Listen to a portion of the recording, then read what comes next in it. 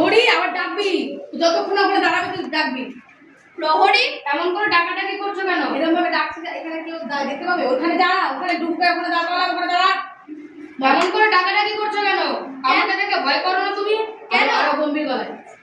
কেমন করে ডাকাডাকি করছো কেন? আমাকে দেখে ভয় করো না তুমি? কেন? তোমাকে কেন ভয় করব? তোমাকে যদি তুলে নিয়ে যায়? কোথায় ধরে নিয়ে যাবে? ওই যে রাজার কাছে।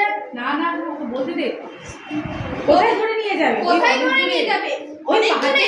ওই পাহাড় পেরিয়ে? ওই যে রাজার কাছে। রাজার কাছে? নিয়ে যাও না আমাকে। কিন্তু আমাকে যে কবিরাজ বাইরে যেতে বারণ করেছে, আমাকে কেউ কোথাও ধরে নিয়ে যেতে পারবে না। আমাকে কেবল দিন রাত্রি এখানেই থাকতে হবে। কবিরাজ বারণ করেছে? আহা তাই বটে। মুখ যেন সাদা হয়ে গেছে, চোখের কোণে কালি পড়েছে, হাতের সিলগুলো দেখা যাচ্ছে। তুমি ঘন্টা বাজাবে না প্রহরী? না এখনো সময় হয়নি।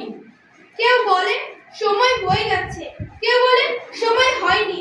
আচ্ছা, তুমি ঘন্টা বাজিয়ে দিলে তো সময় হবে। সে কি, সময় হলে আমি ঠিক বাজিয়ে দেবো। বেশ লাগে তোমার ঘন্টা, আমার শুনতে ভারী ভালো লাগে। দুপুরবেলা আমাদের বাড়িতে যখন সকলেরই খাওয়া হয়ে যায়, পিসেমশাই কোথায় কাজ করতে বেরিয়ে যান। পিসিমা রামায়ণ পড়তে পড়তে ঘুমিয়ে পড়েন। আমাদের খুদে কুকুরটা উঠোনে ওই কোণের ছায়ার নিচে মধ্যে মুখ গুজে ঘুমোতে থাকে। তখন তোমার ওই ঘন্টা বাজে, ঢং ঢং ঢং ঢং ঢং ঢং ঢং ঢং ঢং। তোমার ঘন্টা কেন বাজে? তোমার ঘন্টা কেন বাজে? তোমার ঘন্টা কেন বাজে? ঘন্টা সবাইকে একটা কথাই বলে, যে সময় সবসময় বসে থাকে। এটা সামনের দিকে তাকিয়ে, এটা হচ্ছে একটা মানে মানুষকে একটা শেখাবার কথা, শিক্ষণীয় কথা। চলো বলো।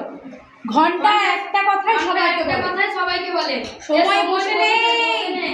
সময় বসে নেই। আঙুল দেখা। সময় বসে নেই। ঘন্টাটা এরকম, এই যাতে থাকে, তো একটা হাতে ঘন্টা, একটা ইয়াতে লাগে, ইয়াতে ঘন্টা। লাঠি ধরতে পারে, ঘন্টা নিয়ে থাক।